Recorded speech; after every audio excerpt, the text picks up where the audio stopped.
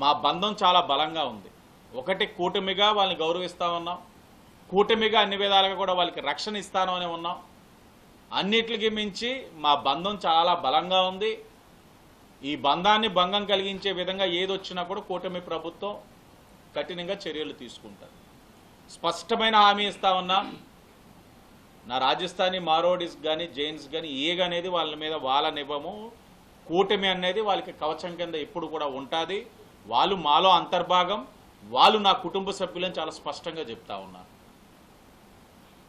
అలాగే చెప్పేస్తే సరిపోదు, వాళ్ళ నుంచి కూడా రాజకీయంగా ఎదగవలసిన అవసరం ఉంది, అవకాశాలు ఇవ్వాల్సిన అవసరం ఉంది.